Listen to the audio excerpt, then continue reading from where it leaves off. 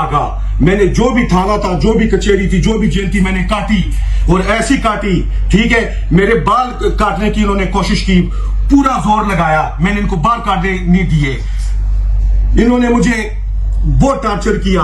मुझे किसी चीज की भी टेंशन नहीं, मैं नीचे किसी से भी नहीं लगता, मैं कसूर वाला बंदा हूं। इन्होंने मुझे वीडियो बनाने की कि वीडियो बनाओ, माफी मांगो काशिफ जमीर की तरह। मैं कोई लुकोड़ नहीं हूं ना, मैं कोई शापर हूं, मैं पठान हूं, मैं अफगानी हूं, अफगानी। वली जान लाला रिहा हो चुके हैं, पाकिस्तान के अंदर मौजूद हैं। कुछ दिन पहले ये खबरें चल रही थी कि वली जान लाला के ऊपर कोई 35 केसेस हैं, इनको अफगानिस्तान भेजा जा रहा है, अब ये पाकिस्तान नहीं आ सकेंगे। इस दफा सीसीडी ने बड़ा सख्त एक्शन लिया है। लेकिन वली जान लाला ने रिहा होते ही एक वीडियो बयान जारी किया जिसमें वो खुद बैठे हुए हैं, उनके हाथ में गन पकड़ी हुई है, बड़े गुस्से में नजर आ रहे हैं। उनका यह कहना है कि मुझे बेगुनाह मेरे ऊपर एक एंकर ने इल्जाम लगाए। दूसरा, उन्होंने सबसे रिक्वेस्ट की है कि यार ये जो लोग वीडियो बनाते हैं मेरे खिलाफ, आप दोनों साइड की बात सुना करो, उसके बाद आप वीडियो बनाया करो, आप पैसे जरूर कमाओ, मैं आपको इस चीज से मना नहीं कर रहा। बाकी उन्होंने बोला है कि मुझे किसी के साथ ना जोड़ा जाए, ना मुझे किसी एमएनए के साथ जोड़ा जाए, ना मुझे किसी एमपीए के साथ जोड़ा जाए, ना मुझे किसी डिपार्टमेंट के साथ जोड़ा जाए,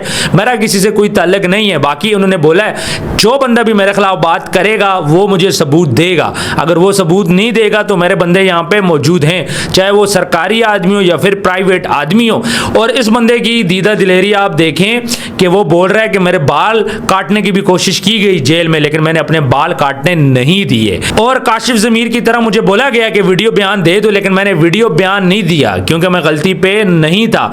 वो बोल रहे हैं कि एक एंकर मेरे खिलाफ वीडियो बना रहा था, मैंने उसको मना किया, उसके बाद मिलजुल के उसने मेरे खिलाफ प्रोपेगेंडा किया, एफआईआर काटी, मुझे जेल जाना पड़ा। लेकिन अब मैं रिहा हो चुका हूं, मैं अफगानी हूं, मैं पाकिस्तान में मौजूद हूं। जो सबसे जो स्टेटमेंट की जो चीज मुझे लगी है, जो ये बोल रहे हैं कि मैं पाकिस्तान के अंदर मौजूद हूं, इनके साथ इनके दोनों भाई भी बैठे हुए हैं, हाथों में गनें भी पकड़ी हुई हैं, बैकग्राउंड में भी गन है, कहीं से नहीं लग रहा कि ये बंदा डरा हुआ है या इस बंदे को कोई खौफ है या फिर सीसीडी वालों ने कोई एक्स्ट्रा चीज इसके साथ की है। हालांकि कल तक तो ये बात सामने आ रही थी कि वली जान लाला को पाकिस्तान से डिपोर्ट कर दिया जाएगा। मुझे समझ में नहीं आता कि एक तरफ तो जब बंदा जेल में जाता है उसके पीछे फिर लोग उठ जाते हैं, बातें करने लग जाते हैं, और 35-36 पर्चों की बातें चल रही थी और इक़दाम कत्ल की बातें चल रही थी, कब्जा माफिया की बातें चल रही थी। अब बंदा सामने आके वीडियो बना के डिनाई कर रहा है, तो इसका मकसद क्या है?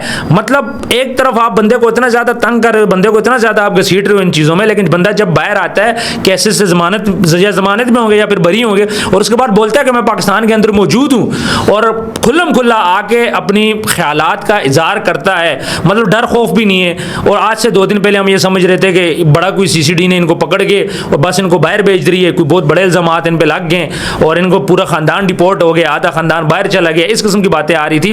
व्यूअर्स, मुझे समझ में ये बातें नहीं आती कि कौन सही है कौन गलत है। अगर ये बंदा गलत था तो फिर इस तरह इसने आके वीडियो बना के अब खुल्लम खुल्ला ये क्यों बोल रहा है कि यार हाँ मेरे पे इल्जाम लगाए गए, ना मैं कब्जा माफिया हूं, ना मैं इक़दाम कत्ल के उसमें मुलव्वस हूं। जब ये बंदे इन चीजों में मुलव्वस नहीं है तो फिर एक बंदे को इतना तंग क्यों किया जाता है, उसके ऊपर इल्जामात क्यों लगाए जाते हैं? मेरी समझ से बाहर है। ठीक है, इसमें जो भी पर्चा था उस पर्चे की बात की जाती कि भाई ये पर्चा है इस बंदे के ऊपर, ये लड़ाई झगड़े व्हाटएवर जो भी केस था उस केस की बात की जाती। बातों को घुमा के 35-36 पर्चे का कहना, मीडिया पे गंदा करना, फिर मीडिया पे खबरें चलाना इसके खिलाफ, ये चीजें मेरी समझ से बाहर है। अगर ये बंदा कारोबारी बंदा है तो फिर इसके साथ इस तरह का सलूक क्यों किया जा रहा है? और अगर ये बदमाश है तो फिर इसको क्यों छोड़ा गया? आप इसको छोड़ते ही ना। तो मेरी समझ से ये बाहर है कि ये पाकिस्तान के अंदर हो रहा क्या है। एक बंदे को आप पकड़ते हो, आज वो बंदा शरीफ साबित हो रहा है, आपने उसको छोड़ भी दिया है। अगर वो बंदा बेकसूर था, इतना बड़ा कोई उसने जुर्म नहीं किया था, तो फिर उसके बाद उसको गंदा करने की क्या जरूरत थी? मीडिया उसको गंदा कर रहा था, लोग वीडियोस बना रहे थे। अब वो बंदा जब बाहर आया है तो सब बोल रहे हैं कि यार वो बंदा तो ठीक है, जाहिर बात है उस पर कोई बड़ा जुर्म तो नहीं था। अगर बड़ा जुर्म होता तो वो बाहर ही नहीं आता। लेकिन ना उस पर इक़दाम कत्ल साबित हुआ, ना उस पर कत्ल का मुकदमा साबित हुआ, ना उस पर कोई नौसरबाजी का, ना मंशियात का कोई मुकदमा भी इसके ऊपर साबित नहीं हुआ। आज वो बंदा आज़ाद है, आंखों में आंखें डाल के बात कर रहा है। और सबसे जो मैं कह रहा हूँ कि बैठा हुआ है, उसने वीडियो बयान जारी किया है, उसने बोला है मैं पाकिस्तान के अंदर मौजूद हूँ, ये नहीं बोला कि मैं पाकिस्तान से बाहर हूँ। फिर उसने बोला है कि अब जिसने वीडियो बनानी है मेरे खिलाफ बनाओ, लेकिन मेरे सामने लाइव पे बैठना है, लाइव पे बैठो, मेरे से बात करो। जो बंदा भी मेरे खिलाफ वीडियो बनाएगा, जो बंदा भी बात करेगा, वो फिर सबूत भी देगा।